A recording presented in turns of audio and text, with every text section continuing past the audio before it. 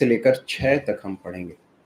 प्रकाशित वाक्य की पुस्तक 3 अध्याय 1 से लेकर 6।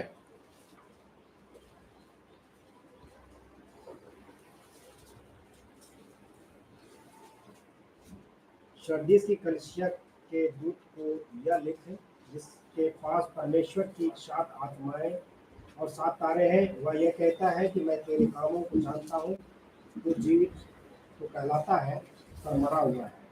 जागृत हो और उन वस्तुओं को जो बाकी रह गई है और जो मिटने को है उन्हें दृढ़ कर, क्योंकि मैंने तेरे किसी काम को अपने परमेश्वर के निकट पूरा नहीं पाया। इसलिए स्मरण कर कि तू ने कैसी शिक्षा प्राप्त की और सुनी थी, और उसमें बना रहा और मन फिरा।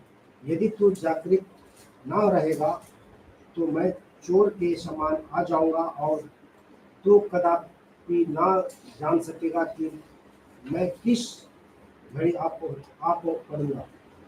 पर हाँ, सरदीप में तेरे यहाँ कुछ ऐसे लोग हैं जिन्होंने अपने अपने वस्त्र अशुद्ध नहीं किए।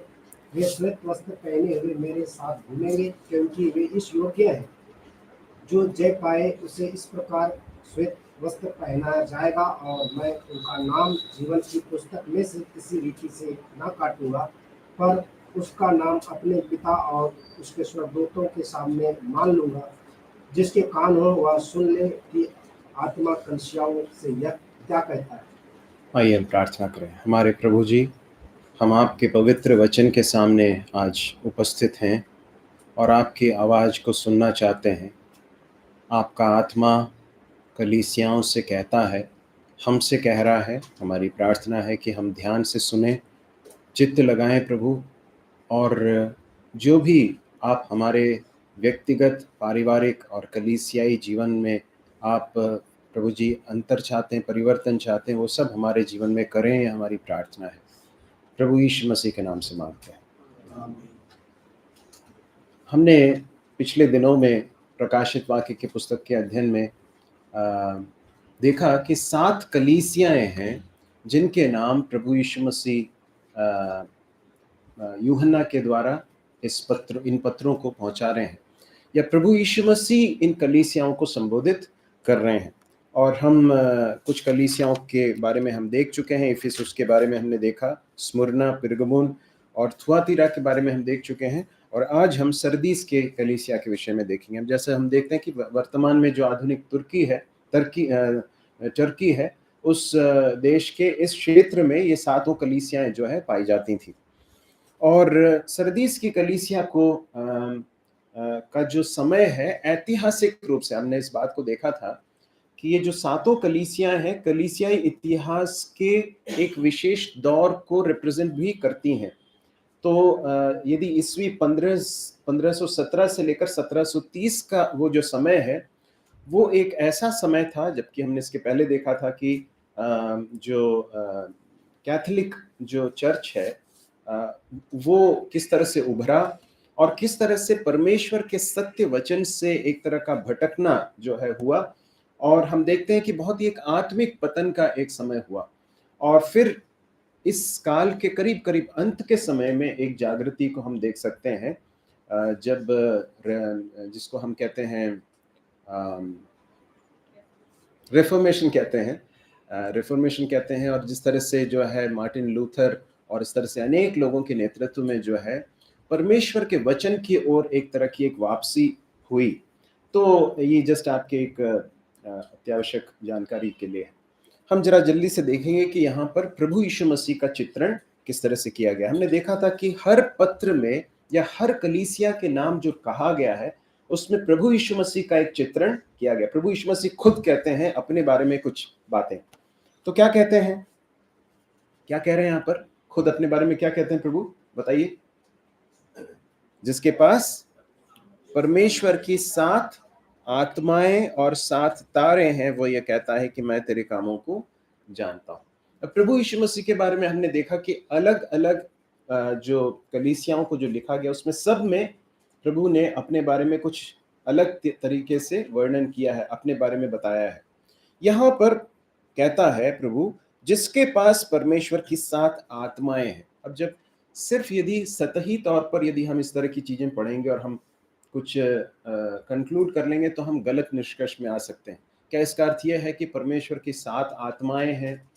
परमेश्वर त्रिएक परमेश्वर है, पिता, पुत्र और पवित्र आत्मा। पवित्र आत्मा जो है वो भी 7 हैं, क्या इस तरह से सब गलत निष्कर्ष नहीं निकालना है।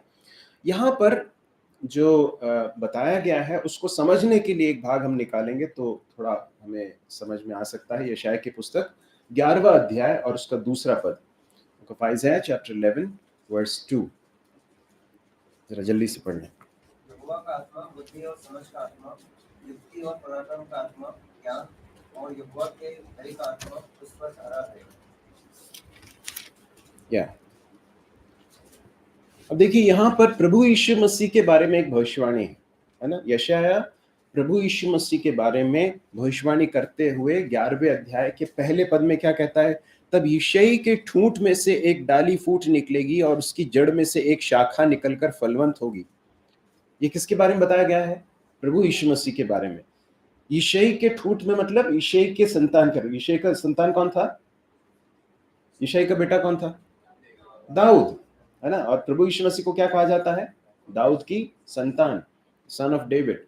प्रभु यीशु मसीह दाऊद के वंश में या उनके लीनिएज में होकर उत्पन्न हुए और आगे जाकर प्रभु यीशु मसीह के ऊपर या प्रभु यीशु मसीह के ऊपर किस तरह का आत्मा होगा उसके बारे में लिखा है कि यहोवा का आत्मा बुद्धि और समझ का आत्मा, युक्ति और पराक्रम का आत्मा, ज्ञान और यहोवा के भय का आत्मा उस पर ठहरा रहेगा। तो जो बाइबल के ज्ञाता हैं उस तरह से कहते हैं कि जो 7 आत्माएं कही गई हैं वो संभवतः परमेश्वर के आत्मा के जो 7 आयाम हैं उनकी ओर इशारा कर रहा है। यहोवा का आत्मा, बुद्धि का आत्मा, समझ का आत्मा, युक्ति का आत्मा, पराक्रम का आत्मा, ज्ञान का आत्मा और यहोवा के भय का आत्मा। तो हम वापस आ जाएं, यहाँ पर हम पढ़ते हैं कि जिसके पास परमेश्वर की 7 आत्माएं और 7 तारे हैं। अब हमने पिछली बार देखा था कि 7 तारे क्या हैं? तारे कौन क्या हैं जी? हमने देखा था उस बात को। कलीसिया के दूत या फिर संदेशवाहक, मैसेंजर्स।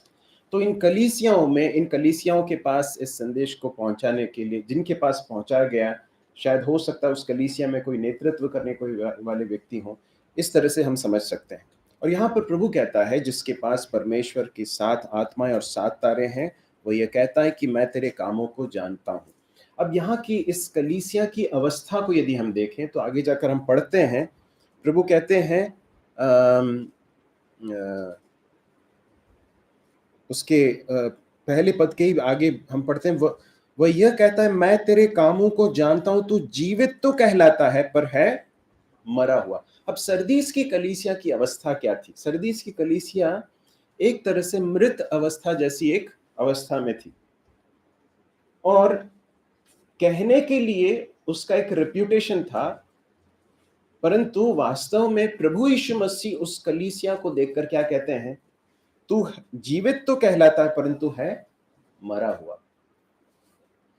आगे जाकर हम यदि हम देखें कुछ और भागों को हम देखें तो उसके साथ जोड़कर समझ सकते हैं कि कलीसियाओं में कलीसिया क्या है? आखिर अंततः क्या है? विश्वासियों का झुंड। तो विश्वासी लोग आपस में मिलते हैं, प्रभु की आराधना करते हैं, तो वो स्थानीय कलीसिया है। संसार भर में, विश्व भर में जितने भी प्रभु यीशु मसीह पर विश्वास करके उद्धार पाए हुए लोग हैं वे सब प्रभु की विश्वव्यापी कलीसिया के अंग हैं। परंतु जब हम स्थानीय कलीसिया की बात करते हैं, स्थानीय कलीसिया में लोग जुड़ते हैं, आते हैं, लेकिन जरूरी नहीं है कि सभी ने प्रभु यीशु मसीह पर व्यक्तिगत रूप से विश्वास किया हो। ऐसा हो सकता है कि हमने प्रभु यीशु मसीह के बारे में सुना हो, मसीही परिवार में पले हुए जो बच्चे हैं उनकी बात हो सकती है, आपने सुना होगा प्रभु यीशु मसीह के बारे में, आप सुनते हैं, हम कलीसिया में आते हैं, परंतु जिन्होंने व्यक्तिगत रूप से प्रभु यीशु मसीह पर विश्वास करके उद्धार पाया है वो हैं जो कि वास्तव में कलीसिया के अंग हैं।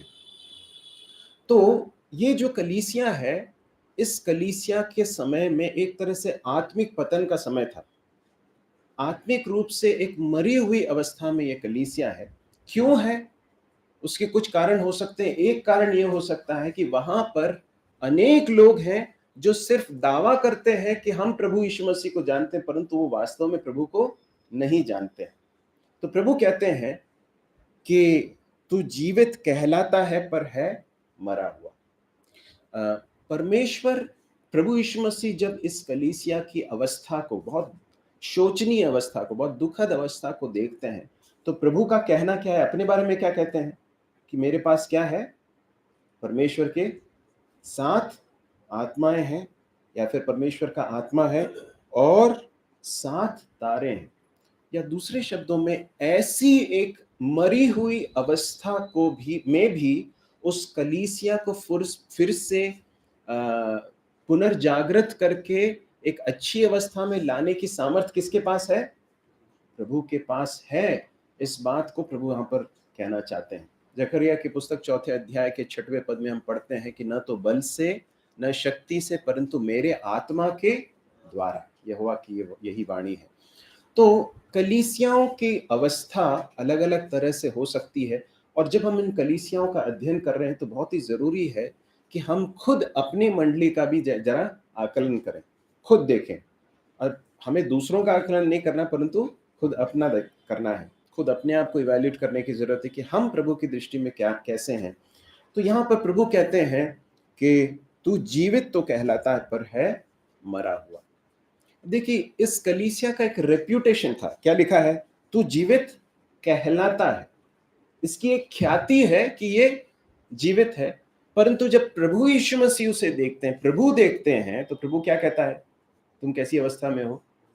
मरी हुई अवस्था में। एक कलीसिया जो बहुत एक्टिव है, बहुत अच्छी तरह से हम यदि गीत गाते हैं या फिर बहुत गतिविधियों में बहुत बिजी हैं, सब चीज़ें हम करते हैं, ये सिर्फ अपने आप में इस बात का कोई इंडिकेशन नहीं है, इस बात का द्योतक नहीं है कि हम वास्तव में एक अच्छी अवस्था में हैं। प्रभु यीशु मसीह के दृष्टि में हमारी स्थिति क्या है, इसे समझना बहुत ही जरूरी है। इस कलीसिया में अधिकांश लोग कैसे थे? मरी हुई अवस्था में है। 4 पद में क्या कहता है, जरा पढ़ें।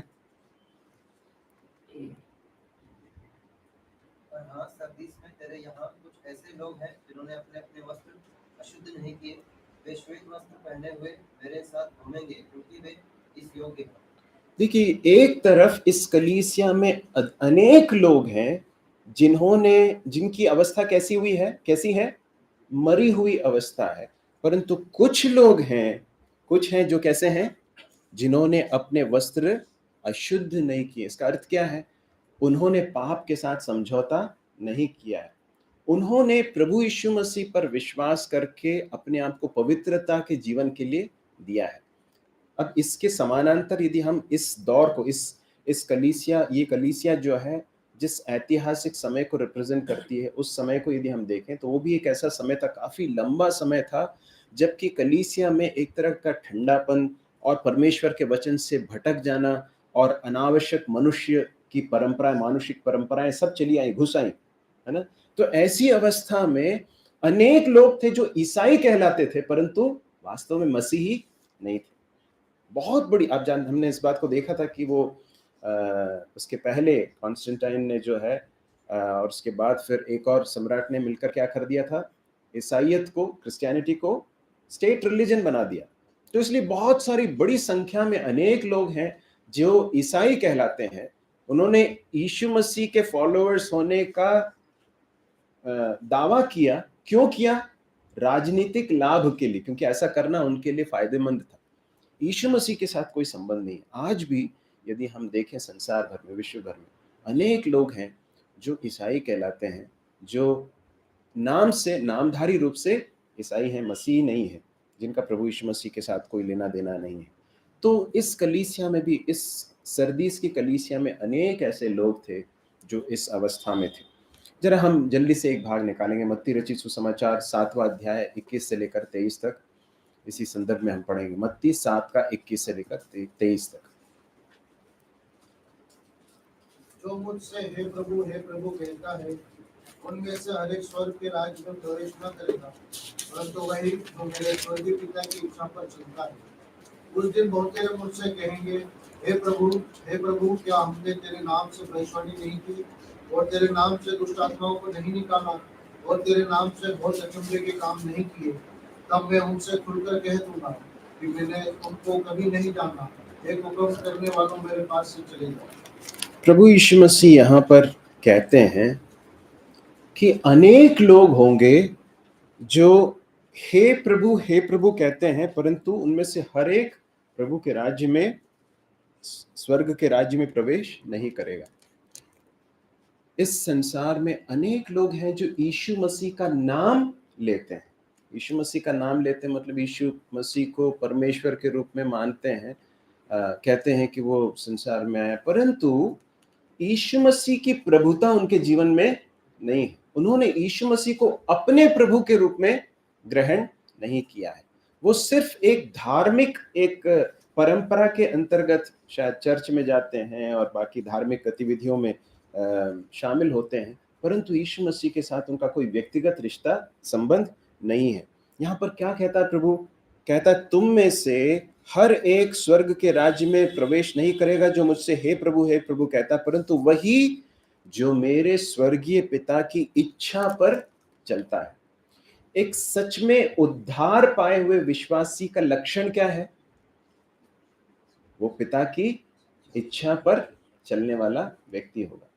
पिता की इच्छा, अब यहां पर जो शब्द है वो है पिता।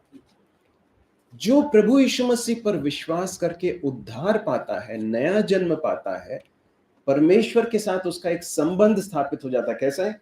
पिता और संतान का। ये यूहन्ना रचित सुसमाचार पहला अध्याय 12वें पद में हम क्या पढ़ते हैं? जिन्होंने उसे ग्रहण किया उसने उन्हें परमेश्वर की संतान होने का अधिकार दिया। तो प्रभु यीशु मसीह पर विश्वास करके परमेश्वर की जो संतान बन गए हैं, वे परमेश्वर को कैसे होकर देखते हैं? अपने अपने अपने पिता होकर देखते हैं। और जो जिसका वास्तव में नया जन्म हुआ है, उसके अंदर ये बड़ी इच्छा होगी, अभिलाषा होगी कि मैं अपने पिता की इच्छा को पूरा करूं। हमने पहला यूहन्ना का जब अध्ययन किया था, हमने देखा था कि जिसने प्रभु को वास्तव में जाना है, वो धार्मिकता के रास्ते पर चलने के लिए कमिटेड होगा। इसका अर्थ ये नहीं है कि वो कभी भी पाप नहीं करेगा। इस संसार में रहते हुए हमारे अंदर पाप का स्वभाव है, कई बार हम पाप कर बैठते हैं, परंतु उद्धार पाए हुए व्यक्ति के अंदर पाप के प्रति उसका जो एटीट्यूड है वो बदल जाएगा। वो पाप को जिस तरह से पहले देखता था वैसे अब नहीं देख सकता है। वो पाप से घृणा करेगा। यदि गिर जाता है तो दुखित होगा, प्रभु के सामने वो उस विषय के लिए मन फिराएगा, वापस प्रभु के पास लौटेगा। हम यहाँ पढ़ते हैं कि जो मेरे स्वर्गीय पिता की इच्छा पर चलता। उस दिन बहुत से लोग मुझसे कहेंगे, हे प्रभु, क्या हमने तेरे नाम से भविष्यवाणी नहीं की, और तेरे नाम से दुष्ट आत्माओं को नहीं निकाला, और तेरे नाम से बहुत से आश्चर्य कर्म नहीं किए? जरा देखिए, ऐसे भी अनेक लोग होंगे जिन्होंने प्रभु यीशु मसीह के नाम से ये सारे कार्य किए, परंतु व्यक्तिगत रूप से प्रभु यीशु मसीह के साथ उनका कोई संबंध नहीं था। लेकिन प्रभु क्या कहता उनसे? मैं उनसे खुलकर कह दूंगा, मैंने तुमको कभी नहीं जाना। I never knew you. हाँ, जिन्हें प्रभु यीशु जिनका वास्तव में उद्धार हुआ है, परमेश्वर उनको जानता है। The lord knows them. एक भाग है जिसमें इस तरह से हम पढ़ते हैं, परमेश्वर उनको जानता है जो उसके हैं। The lord knows them who are his. मैंने तुमको कभी नहीं जाना, हे कुकर्म करने वालों, मेरे पास से चले जाओ। मतलब क्या है? ये एक तरफ से ये रिलीजियस एक्टिविटीज या धार्मिक गतिविधियों में ये लोग सब शामिल थे, परंतु इनका जीवन कैसा था? कुकर्म से भरा हुआ था। प्रभु कहते मेरे पास से चले जाओ। तो यहाँ पर हम वापस आ जाएंगे प्रकाशित वाक्य की पुस्तक में। मेरे प्रिय भाइयों और बहनों, हम सबको व्यक्तिगत रूप से इस बात को जांचने की जरूरत है कि क्या हमने वास्तव में परमेश्वर को जाना है। यदि जाना है तो जीवन के लक्षण हमारे जीवन से दिखेंगे, है ना? जो सिर्फ कहता है, दावा करता है प्रभु प्रभु, वो स्वर्ग के राज्य में प्रवेश नहीं करेगा। तो यहाँ पर अनेक लोग थे शायद जो सिर्फ दावा करते थे, जिनका प्रभु के साथ कोई संबंध नहीं था। प्रभु कहता आगे क्या कहते हैं, जागृत हो और उन वस्तुओं को जो बाकी रह गई हैं, जो मिटने को उन्हें दृढ़ कर, क्योंकि मैंने तेरे किसी काम को अपने परमेश्वर के निकट पूरा नहीं पाया। अब देखिए, मरी हुई अवस्था, मरे हुए व्यक्ति के काम भी कैसे होंगे? मरे हुए। हम यदि जिसका वास्तव में नया जन्म नहीं हुआ है, वो परमेश्वर को ग्रहण योग्य कोई कार्य कर नहीं सकता। कई लोगों ने जो पहाड़ी उपदेश है, मत्ती रचित सुसमाचार 5 से लेकर 5, 6, 7 अध्याय में जो हम पढ़ते हैं, उनको एक मॉरल टीचिंग के रूप में या नैतिक शिक्षा के रूप में लेने की कोशिश की। संसार में बहुत सारे मशहूर लोग भी हैं, हमारे भारत में भी थे। परंतु आप जानते हैं, प्रभु यीशु मसीह ने उस पहाड़ी उपदेश में जो शिक्षाएं दी, वो बिना नया जन्म पाए, बिना प्रभु यीशु मसीह को व्यक्तिगत रूप से जाने, कोई व्यक्ति उसका पालन कर नहीं सकता है। और यदि वो कुछ करता है, वो परमेश्वर की दृष्टि में ग्रहण योग्य भी नहीं होगा। तो मैंने तेरे किसी काम को परमेश्वर के निकट पूरा नहीं पाया। परमेश्वर हमसे जिन कार्यों की अपेक्षा करते हैं, उन्हें करने के लिए आत्मिक रूप से जीवित होना पहला कदम है। देखिए, इस कलीसिया की अवस्था ऐसे हो गई कि इसमें से अनेक लोग हैं सिर्फ जो दावा करने वाले हैं, परंतु जिनके जीवन में प्रभु यीशु मसीह के साथ कोई संबंध नहीं। हर कलीसिया को बहुत जागृत रहने की जरूरत है। हर स्थानीय कलीसिया को बहुत जागृत रहने की जरूरत है। यदि नहीं रही तो फिर आत्मिक पतन किस तरह से आ जाएगा मालूम नहीं पड़ेगा। कैसे होता है पतन? बहुत धीरे धीरे होता है, क्रमशः होता है। पाप के साथ समझौता कई बार करने लगते हैं। हमने पिछले अध्ययन में देखा था थुआतीरा की कलीसिया में का अध्ययन करते समय कि वहां पर एक स्त्री है जो दूसरे जो लोग हैं, विश्वासी लोग हैं, उनको पाप करने के लिए प्रलोभन देती है, और उस एक कार्य के, उस एक व्यक्ति के साथ कलीसिया ने डील नहीं किया, ऐसा लिखा है। उन्होंने वो उसे सहते रहे। तो यदि पाप के साथ समझौता हम करेंगे, हमारे व्यक्तिगत जीवन में हो, हमारे परिवारों में हो, या फिर कलीसियाई जीवन में हो, ध्यान से सुनिए, यदि हम पाप को हल्के से लेने लगेंगे, पाप को हम गंभीरता से नहीं लेंगे, तो फिर एक तरह से धीरे धीरे करके क्या होने लगेगा? आत्मिक रूप से पतन होने लगेगा, डाउनफॉल होगा। कलीसिया के अंदर जो जीवन है वो चला जाएगा। क्योंकि एक कलीसिया जब परमेश्वर की इच्छा के अनुसार जब अपने कलीसियाई जीवन को जीती है, तभी उसके अंदर आत्मिक सामर्थ होती है। फिर वचन को प्राथमिकता न देना, परमेश्वर के वचन को जहां कलीसियाओं में प्राथमिकता नहीं दी जाती है, जहां पर मानुषिक परंपराओं को, है ना, मनुष्य के द्वारा बनाई गई परंपराओं को, रीति रिवाजों को ज्यादा स्थान या अहमियत दिया जाता है, वहां पर भी कलीसिया धीरे धीरे करके डाउनफॉल की ओर जाती है। सिर्फ बाहरी बातों पर ध्यान देना। हम फरीसियों और शास्त्रियों के बारे में क्या पढ़ते हैं? They were very much occupied about outward things. बाहरी चीजों के बारे में बहुत कंसर्न थे कि हम सबके सामने आत्मिक दिखें, है ना, टाइट्स देंगे, और उनका जो पहनावा है, उनकी जो बोलचाल है, उन सब से वो इस तरह से दिखावा करते थे कि हम बहुत आत्मिक हैं। परंतु हृदय के अंदर क्या चल रहा है? लोगों के प्रति क्रोध है, बैर भाव है, ईर्ष्या है, लोगों को मार डालने के विचार हैं, लोगों का शोषण करते हैं, गरीबों का शोषण करते हैं। तो प्रभु यीशु मसीह ने उनको बहुत जोर से लताड़ा। क्यों? क्योंकि प्रभु बाहरी चीजों से कहीं अधिक किस बात को ध्यान देते हैं कि हमारे हृदय की अवस्था क्या है। तो बाहरी बातों पर यदि हम सिर्फ ध्यान देते रहे तो कलीसिया आत्मिक रूप से पतन की ओर जाती। मैं इस बात को बहुत गंभीरता के साथ, बहुत सॉलिनिटी के साथ आपको स्मरण दिलाना चाहता हूँ। हम नहीं जानते हैं कि प्रभु का आगमन में कितना और समय है। प्रभु इधर भी आगे कहता है कि मैं बहुत शीघ्र आ जाऊंगा, बहुत शीघ्र आने वाला हूँ। परंतु यदि प्रभु के आगमन, हम नहीं जानते कितना और समय शेष है। यदि समय और रहा और ये एक पीढ़ी जो है, जो अभी इस कलीसिया में नेतृत्व में है, इस कलीसिया के ये नेतृत्व की पीढ़ी चली गई, उसके बाद अगली पीढ़ी में यदि आपने, जो आप लोग सभी लोग सुन रहे जो जवान हैं, मैं आपको बताना चाहता हूँ, यदि परमेश्वर के वचन को अहमियत नहीं दी, यदि पाप को गंभीरता से नहीं लिया, यदि सिर्फ बाहरी चीजों को ही यदि आप ध्यान देते रहेंगे, तो आत्मिक रूप से कलीसिया खोखली हो जाएगी और एक ऐसी अवस्था आ जाएगी जब हम सिर्फ एक सोशल क्लब के रूप में मिलते रहेंगे, लेकिन कोई आत्मिक ताकत नहीं होगी। और प्रभु बिल्कुल उस चीज से घृणा करता है, वचन की खरी शिक्षा की कमी। बहुत जरूरी है कि हम परमेश्वर के वचन की खरी शिक्षा को प्राप्त करें, और इसलिए बहुत जरूरी है कि कलीसिया में जो जवान हैं वे भी परमेश्वर के वचन का अध्ययन करें, क्योंकि आप आगे जाकर कलीसिया में प्रभु के लिए काम आएंगे। इसलिए बहुत जरूरी है कि आप अपने आप को तैयार करें। प्रेरित पौलुस तीमुथियुस को कहता है कि परमेश्वर के वचन को अच्छी तरह से काम में लाने वाले एक उत्तम कारीगर के रूप में अपने आप को तैयार कर। प्रभु सहायता करे। फिर पाखंड का जीवन, अंदर से कुछ और बाहर से कुछ, और सुसमाचार के प्रचार की कमी। यदि सुसमाचार को व्यक्तिगत रूप से, आप ध्यान से सुनिए इस बात को, यदि हम व्यक्तिगत रूप से लोगों के साथ सुसमाचार बांटने में यदि अगर हम पीछे हो जाते हैं, यदि हम कलीसियाई रूप से सुसमाचार बांटने के अवसरों को हम नहीं भुनाते हैं, तो फिर कलीसिया धीरे धीरे करके आत्मिक रूप से मरी हुई अवस्था में जा सकती है। क्या कहते हैं प्रभु? जागृत हो और उन बातों को जो रह गई हैं मिटने पर हैं दृढ़ कर। बहुत ही जरूरी है कि कलीसिया अपनी अवस्था को देख सके जैसा कि प्रभु दिखाना चाहता है। हम अपने बारे में क्या सोचते हैं ये ज्यादा मायने नहीं रखता है, प्रभु हमारे बारे में क्या सोचते हैं ये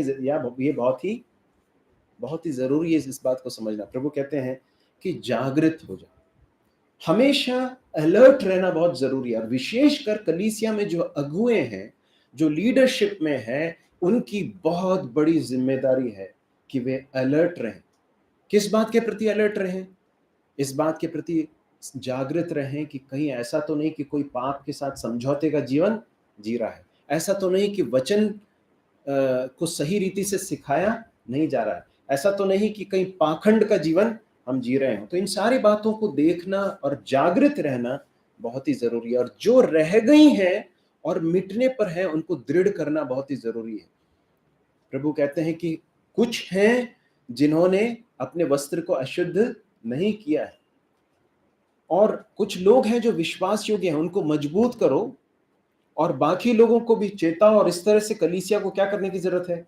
जागृत करने की जरूरत है। दृढ़ करो, स्मरण कर कि तूने कैसी शिक्षा प्राप्त की और सुनी थी। तीसरा पद, इसलिए स्मरण कर कि तूने कैसी शिक्षा प्राप्त की और सुनी थी और उसमें बना रह और मन फिरा। देखिए, रिपेंटेंस या मन फिराना जो है वो हमारे जीवन में सिर्फ एक बार नहीं होता है। उद्धार पाते समय हमने मन फिराकर प्रभु यीशु मसीह पर विश्वास किया, परंतु मन फिराव जो है सिर्फ एक बार नहीं होता है। हमने प्रभु यीशु मसीह पर विश्वास करके उद्धार पाया निश्चित रूप से, परंतु हमारे दिन प्रतिदिन के जीवन में जब हमारे अंदर पाप का बोध पवित्र आत्मा लाता है, तो उस समय पर हमें क्या करना है? रिपेंट करने की जरूरत है, मन फिराकर वापस प्रभु के ओर लौटने की जरूरत है। जब परमेश्वर का आत्मा हमारे जीवन के किसी ऐसे क्षेत्र को दिखाता है जहां पर हम प्रभु से दूर हो रहे हैं, हम गलती कर रहे हैं, पाप कर रहे हैं, तो क्या करना है फिर? Next, what is the next step? Repent and turn back, है ना? मन फिरा। और यदि तू जागृत न रहेगा तो मैं फिर क्या हो जाऊंगा? मैं चोर के समान आ जाऊंगा और तू कदापि न जान सकेगा कि किस घड़ी तुझ पर आ पड़ूंगा। चोर के समान आ जाऊंगा। प्रभु यीशु मसीह ने खुद भी कहा कि मनुष्य के पुत्र का आना कैसा होगा? चोर के आने के समान होगा। कोई एक्सपेक्ट नहीं कर रहा होगा, कोई सोच नहीं रहा होगा उस समय पर प्रभु यीशु मसीह का आगमन हो जाए। लेकिन मैं आपसे पूछना चाहता हूं, जिन्होंने प्रभु यीशु मसीह पर विश्वास किया है, उनकी आशा क्या है? प्रभु आएगा, यही तो हमारी सबसे बड़ी आशा है। हम इस संसार में भले ही जीते हैं, इस संसार में हम जी रहे हैं, हम नौकरी करते हैं, व्यवसाय करते हैं, हम पढ़ रहे हैं, पढ़ाई कर रहे हैं, बहुत सारी चीजें कर रहे होंगे, परंतु अंततः हमारी आशा क्या है? कि एक दिन प्रभु यीशु मसीह आने वाले, हमारा प्रभु आने वाला है। और इसलिए सच्चे विश्वासी हमेशा इस एक्सपेक्टेशन में रहते हैं, इस उम्मीद में रहते हैं कि हमारा प्रभु आने वाला है। इसलिए जो वास्तव में प्रभु को जानते हैं, प्रभु से प्रेम करते हैं, उनके लिए प्रभु का आना चोर के समान होगा क्या? क्यों होगा? उनके वो तो एक्सपेक्ट कर ही रहे हैं, परंतु जो सिर्फ दावा करते हैं, उनके लिए प्रभु का आगमन कैसा होगा? आश्चर्य का कारण होगा। कलीसिया के बारे में प्रशंसा करते हुए प्रभु चौथे पद में कहते हैं, पर हाँ, सरदीस में तेरे यहाँ कुछ ऐसे लोग हैं जिन्होंने अपने अपने वस्त्र अशुद्ध नहीं किए, वे श्वेत वस्त्र पहने हुए मेरे साथ घूमेंगे क्योंकि वे इस योग्य हैं। कुछ ऐसे लोग हैं। अब देखिए, हर पीढ़ी में, हर जनरेशन में, हर समय में और हर कलीसिया में, ध्यान से सुनिए, कुछ लोग होते हैं। प्रभु की इच्छा है कि कलीसिया में सभी विश्वासी कैसे हों? ऐसे ही हों। परंतु आप ध्यान से आप देखेंगे, वचन में देखेंगे तो हर पीढ़ी में एक रेमिनेंट था, एक छोटा सा एक झुंड था जो प्रभु के प्रति भक्ति में अपना जीवन व्यतीत करता था। इजराइल से मिस्र से एक बहुत बड़ी भीड़ निकल कर आई थी। कहाँ की ओर? कनान की ओर की यात्रा में। याद है आपको? कुछ लाख लोग थे बताते हैं, परंतु उस पीढ़ी में से कितने लोग कनान में पहुंचे? कौन कौन थे? यहोशू और कालेब। बाकी लोगों के बारे में हम पढ़ते हैं कि परमेश्वर उनसे प्रसन्न नहीं हुआ, उन्होंने परमेश्वर को रिस दिलाया, इसलिए वे सब के सब उस रेगिस्तान में मर गए। फिर अगली पीढ़ी आई। हर पीढ़ी में भक्ति करने वाले लोग बहुत गिने चुने होते हैं, और परमेश्वर की इच्छा क्या है आप जानते हैं? कि हम उस छोटे से रेमिनेंट में या उस छोटे से झुंड में पाए जाएं, that we be a part of that small remnant जो प्रभु से प्रेम करते हैं। कुछ लोग हैं, थोड़े से हैं, परंतु उन्होंने क्या नहीं किए? अपने वस्त्र अशुद्ध नहीं किए। वस्त्र अशुद्ध करने का अर्थ क्या है? अपने आप को पाप के लिए सौंप देना। इन्होंने अपने आप को अशुद्धता के लिए नहीं सौंपा। और क्या कहता है प्रभु उनसे? क्या कहता? प्रतिज्ञा क्या देता है? वे श्वेत वस्त्र पहने हुए मेरे साथ घूमेंगे क्योंकि वे इस योग्य है। जो जय पाए उसे इसी प्रकार श्वेत वस्त्र पहनाया जाएगा, और मैं उसका नाम जीवन की पुस्तक में से किसी रीति से न काटूंगा। जिन्होंने वास्तव में प्रभु यीशु मसीह पर विश्वास करके नया जन्म पाया और पवित्रता के जीवन के लिए अपने आप को सौंपा है, उनके बारे में प्रभु क्या कहता है? वे श्वेत वस्त्र पहने हुए मेरे साथ घूमेंगे। अब ये एक बात बहुत महत्वपूर्ण है, इस बात को याद रखना कि ये जो श्वेत वस्त्र जो दिया जाता है, ये हम खुद कमाते नहीं है। ये श्वेत वस्त्र कौन देता है हमें? परमेश्वर स्वयं देता है। रोमियो 3 अध्याय 23 से लेकर 25 तक पढ़ लें। Romans chapter 3 verse 23 to 25।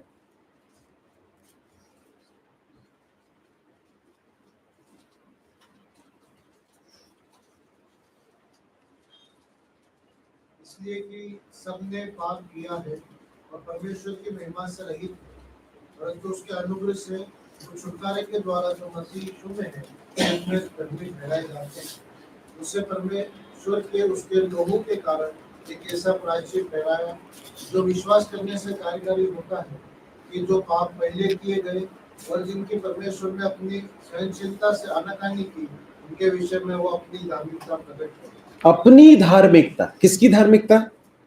परमेश्वर की धार्मिकता। सबने तो पाप किया, सारे मनुष्यों ने पाप किया है, परमेश्वर की धार्मिकता से रहित हो गए हैं। परंतु जो प्रभु यीशु मसीह पर विश्वास करता है, 24वां पद, उसके अनुग्रह से उस छुटकारे के द्वारा जो मसीह यीशु में है, सेंत में धर्मी ठहराए जाते हैं। They are declared righteous, they are justified.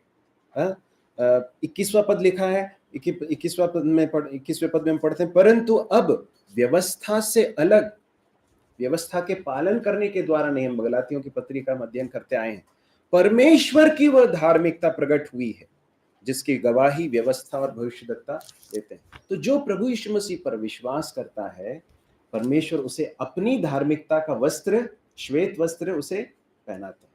उसकी किसी योग्यता के कारण नहीं, परंतु प्रभु यीशु मसीह पर विश्वास किया है, सिर्फ इसी कारण प्रभु उसे श्वेत वस्त्र देते हैं।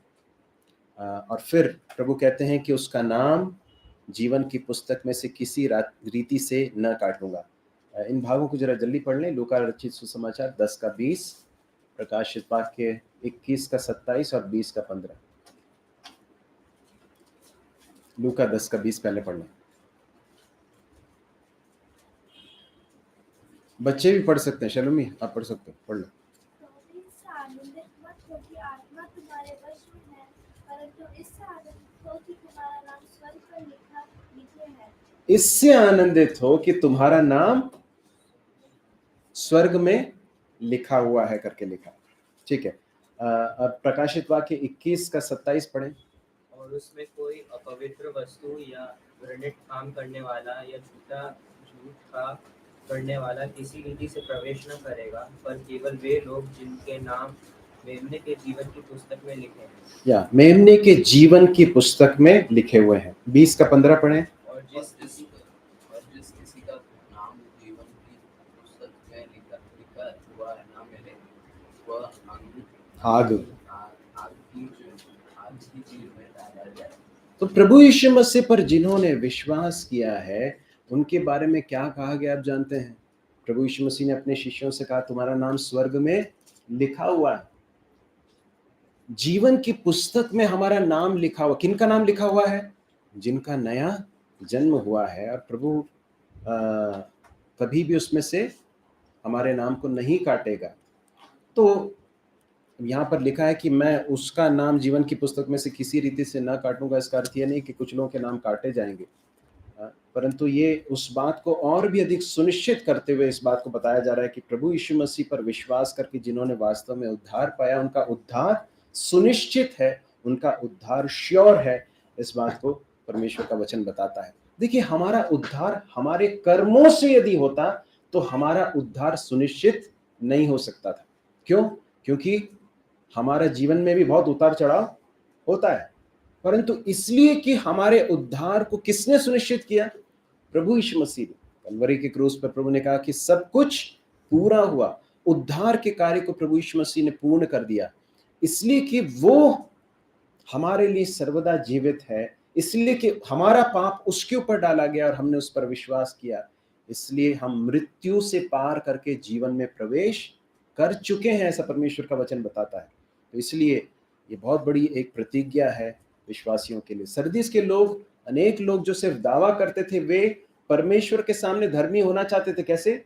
अपने कर्मों के द्वारा। जैसे कि उत्पत्ति की पुस्तक 3 अध्याय में पढ़ते हैं कि आदम और हव्वा ने पाप करने के बाद अपनी नग्नता को छिपाने के लिए कुछ पत्तों से वस्त्र बनाने की कोशिश की, परंतु वो ज्यादा देर टिक नहीं सकते।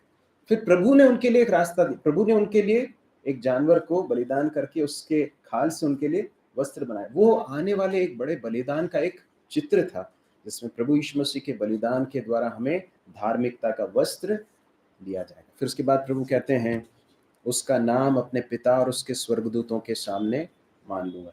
10 मत्ती रचित सुसमाचार 10 का 32 और 33 पढ़ें।